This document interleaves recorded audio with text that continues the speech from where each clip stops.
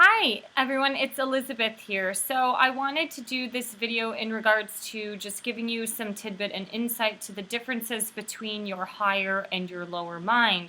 Most people know that we have our right brain and our left brain, and the right side of our brain controls the left side of the body, and the left side of the brain controls the right side of the body. Human consciousness is very in-depth and it's a very complex subject. However, we can kind of go ahead and start to understand some of the basics to help us navigate through our life circumstances and situations.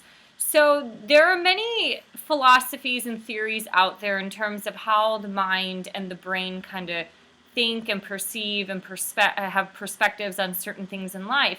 But two easy ways to understand is that you have your higher mind as well as the lower mind. So the lower mind is kind of more that reptilian brain. Sometimes they call it the instinctual part of our brain or the dinosaur brain.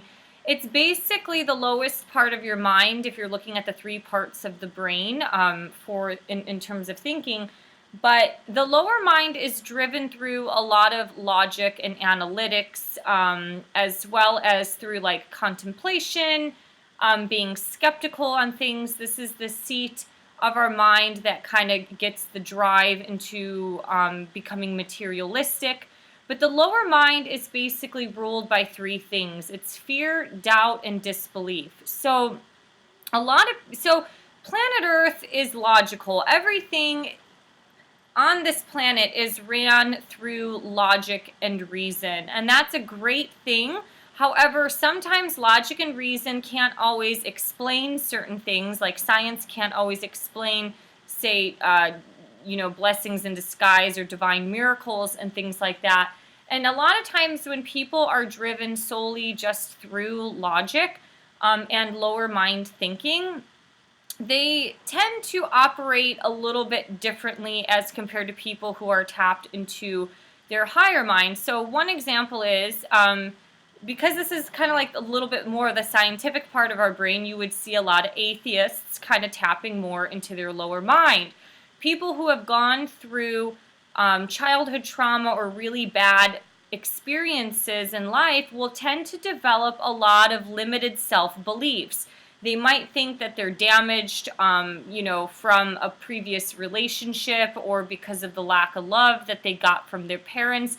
They have a lot of limited self-beliefs, and they kind of just continue to stay in that negative cycle or stay stuck where they're at because they believe that they can't improve or things in life can't get any better. This is a lot of the part of the brain that has that scarcity mindset. You see definitely fear in general. So the one thing that you have to know is that when you are looking at your body, you have your mind as well as your nervous system. So things, it is like a light switch to some degree. You can tap in and out of your higher mind, but you can also bounce in and out of different systems of your nervous system if you think of it a little bit like a light switch. So the lower part of your mind is on autopilot. It operates and thrives when you are going through fight or flight. And fight or flight is when you are activating the sympathetic part of your nervous system. And so what happens here is because your body has to flee danger, it has no clue if you are really fleeing from somebody trying to shoot you down the road, or if you're just mentally stressed out from reading an email from your boss. Your brain has no clue what the external stimulus is that's causing the fight or flight. It's just telling you to flee danger. So what happens is that about 85% of the blood flow leaves the visceral part of the organs and it moves out to the external limbs and toward the working muscles so you can flee danger. The opposite part of your mind is the higher mind. So it is the gateway of your soul. This is where your intuition speaks to you. The higher mind is kind of representative of pure knowledge, wisdom, and divine design. Now, if you're looking at your body in terms of where you're tapping into the nervous system, this is where you're tapping more into the parasympathetic nervous system, which is the rest and digest phase of the autonomic nervous system. So it's the opposite end of the spectrum of the sympathetic, which operates through fight or flight. So they're almost completely two opposite parts of you. And the higher mind taps into the different part of your brain, which is not the reptilian lower part of your mind. The one thing I do want to talk about the lower mind is that, animals are driven through this biological instinct to mate and reproduce. And we as animals, we are mammals, so we are driven through that as well. So those instincts in terms of wanting to mate and reproduce, that's a lot of activation through your lower mind. So I will get to a point on that next. So the higher mind, like I said, is the gateway to your soul. It's that higher part of you, your soul, that's speaking to you. The higher mind also surpasses a lot of the ego. It transcends the boundaries of limited self-beliefs, and it also holds a lot of universal truths. The higher part of your mind knows that no matter what barriers that you go through in life, that there is some form of divine order that's causing this roadblock, but that you will be able to overcome this. So a lot of people who are tapped into their higher mind, they're tapping into that higher wisdom. This is where a lot of creative power comes from, a lot of innovative ideas and solutions. It's when the mind and the body are calm. The one thing I did not explain too well, I do want to mention that I listed a blog link below that I published today on August 7th, which is in regards to the differences between the higher and the lower mind. The lower mind a lot of times is just tapped into the ego, and you have various forms of egos, but two easy ones to understand is that you have your inferior ego, which means you have low self-esteem, that you're not worthy of love, and then you have the superior ego, which is a lot of that I'm better than everyone, I'm smarter than anyone. And so when you get that coupled with somebody who has aggression, or maybe even say something like psychopathic tendencies, that's where a lot of dangerous situations happen. It's because these people their egos are so overblown that and then they have this kind of God complex that they're better than everybody, or that they control other people's lives without causing any damage or having any remorse, and that can be very, very dangerous. So we don't want to operate from the lower mind. We want to tap more into the higher mind, which is coming from places of wisdom, but also from being a little bit more grounded and assured of yourself. Now, you have people that live a lot of times in either one. A lot of our school systems, the government agencies, business, Wall Street, all of this is tapped through the lower mind. It's all driven by money. The Bible talks about money being the root of all evil. It's all based on logic, analytics, and reason. And so a lot of people, especially if they work at a corporation, they have an innate fear of losing their job because they know that they are replaceable. And a lot of these people tend to live within or above their means. Once you start getting $120,000, you're like, all right, I can afford that $1 million house. And now they have a huge mortgage payment, and they have a fear of losing their job because they cannot afford and sustain this materialistic life if they lose their job, or if they get a demotion or a pay cut or a layoff or something like that. So a lot of people are operating solely through their lower mind, and it's a lot of fear-based driven type of mentality. And when you look at the government systems and the school systems, none of this shit will change until we actually start to move society in a different way. In this age of Aquarius, we are tapping more into logic and reason. So this is normal on the energy that we're moving into. It's a lot different as compared to a couple thousand years ago, with the move and the birth of Christianity, even going into paganism where people actually worship their own gods or the sun and the moon and things like that. I'm not getting into whether one is demonic or not. I'm just starting to say people lived a little bit more on a spiritual outlook. Now we're going a little bit more logic. And all that materialism, This is why America is partly so sick. It's because it's a consumer-driven society. We are stuck with really high rent and all this shit in our house. A lot of American households, we live like hoarders. And so it's this perpetual negative cycle that, the marketing, the media, Facebook, all of that stuff has such horrible ramifications on our well-being, but also on our mind, because it's tapping into the reptilian brain. Not only is a lot of it fear-driven, but a lot of it we're trying to find our self-worth and our love through those external stimuluses of getting those likes, or having people download our ebooks and getting 5-star ratings on whatever company we're working for. So long term, this is not going to be healthy. On the other end of the spectrum, when you have really high creative people, but they're so tapped into the higher mind that they can't bring it down to planet Earth, or they can't get their feet on the ground, or they refuse to work for any job because it's partly a corporation and things like that. So those people have a completely opposite end of the spectrum, which is they need to bring it down to planet Earth, where a lot of the people that are driven through the reptilian brain need to get out of planet Earth and get up a little bit higher. So it's this balancing act. So the optimal well-being for our life is to have a balance between the higher and the lower mind. And this just goes back, Aristotle said this, something similar, that the truth lies somewhere in the middle. The human body, when it's in homeostasis, it's in balance. Everything in life is in balance. Nature balances itself out through 4 seasons. A lot of our mindsets are very balanced when we're tapping more into the higher mind, but we're using both sides, the higher and the lower mind.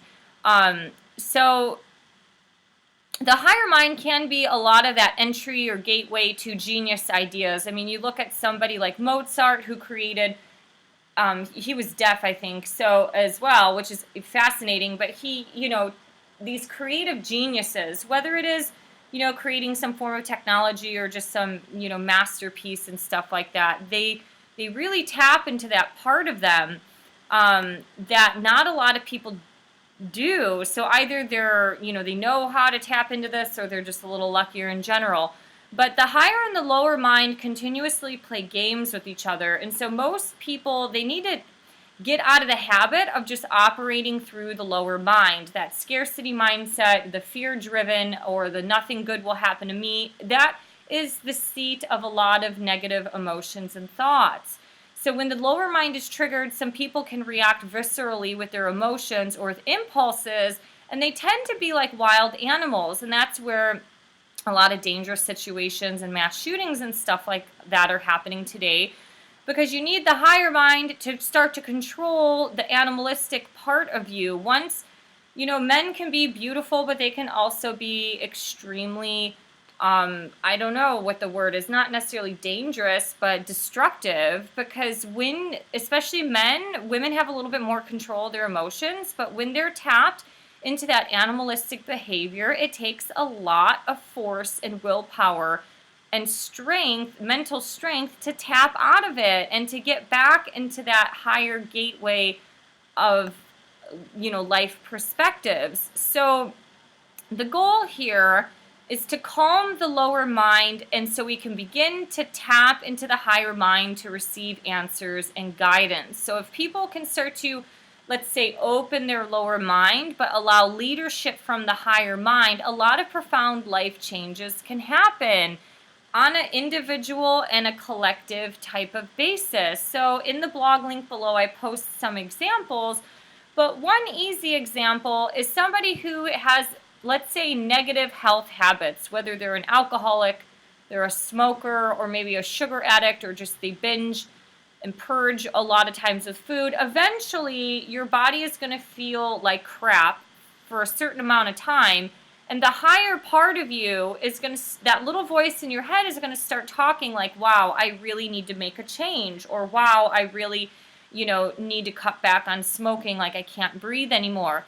A lot of times, especially working with people who are obese, they tend to have these epiphany moments. One guy I worked with who was once about he was about like around 450 pounds.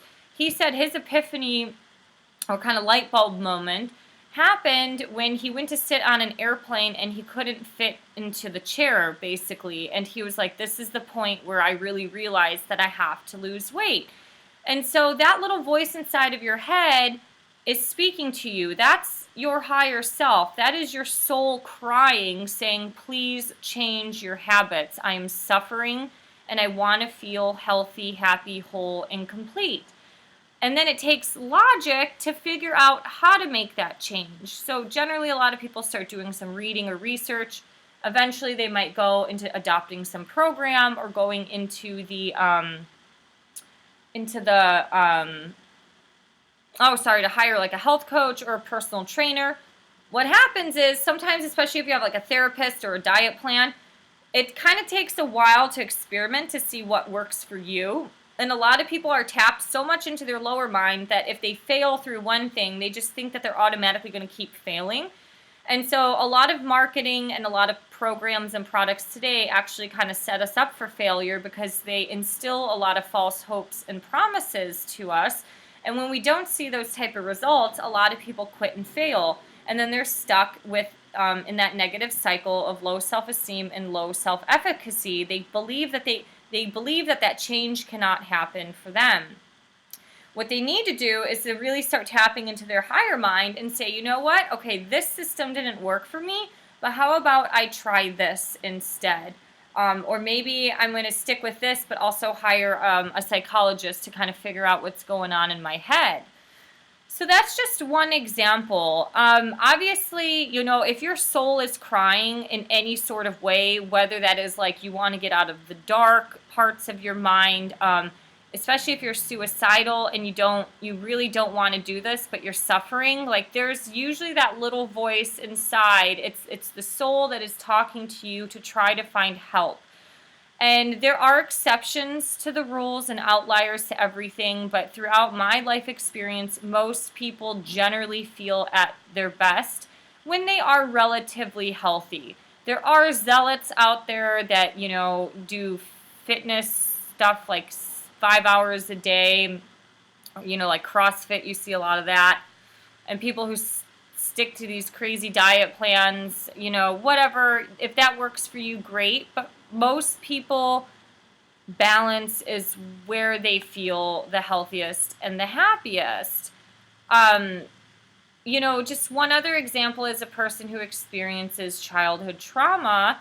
They grow up believing that they can't be loved or that, everyone's going to abandon them. So that's a really big negative self-belief pattern that needs to be changed. And some of that they might be contributing to these patterns of rejection because either of their negativity or they sabotage it. Like once something goes good or they actually have someone in their life who actually cares for them, sometimes a lot of these people can sabotage that because deep down on a soul level their heart is broken and they really just don't believe that they deserve that person. So I've seen that happen before. But anyways, these are some different thoughts that I have. The balance of both, we still want to be driven through logic and reason because that's how our society is set up. And if you think about the most amazing things, like I think after living in Germany, it really opened up my eyes to history and to how much, logic and reason has benefited society.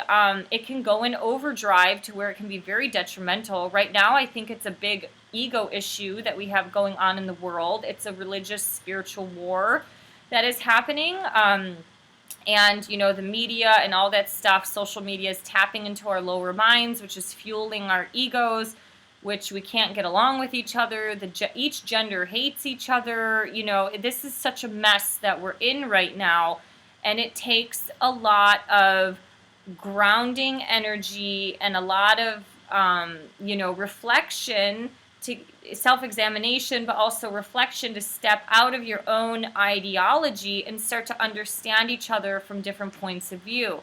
That a lot in itself is empathy, and a lot of people believe that empathy is on the downfall in modern society, and I kind of agree with them. So the balance of both is necessary because if you look at even The 1700s, the Age of Enlightenment, was amazing, where they balanced science and spirit. A lot of the people back in the day are considered cultists, I guess, if you go kind of on a conspiracy level. But look at like the Romans and the Greeks. They were highly spiritual people. It could have been definitely demonic, a lot of the stuff that they did and the sacrifices. But you know what? A lot of Western civilization is based on the Romans and the Greeks. And, the Romans created the aqueducts. Like, holy shit. No, nobody in modern society is ever praising the man who created the sewer system. So, logic and reason has its point, and that is where a lot of that Protestant background, that hard work ethic, coupled with logic and reason, has really benefited society. And to some degree, they were a little bit healthier in some ways of life, probably emotionally and mentally. Today, we're lost. Everything is so extreme. It's black and white. And it's so cut and dry that people are, continuing to push themselves in opposite ends of the spectrum, when you need to come in the middle and use your higher mind to guide you, but still use logic and analyzation from your mind. All right, these are some thoughts that I have. If you have any, thoughts on this, definitely feel free to share. And I hope you guys have a great day. Thank you for liking, sharing, and subscribing. If you can help me build this channel by pushing the subscribe button. And hope you guys have a great day. See you next time. Bye.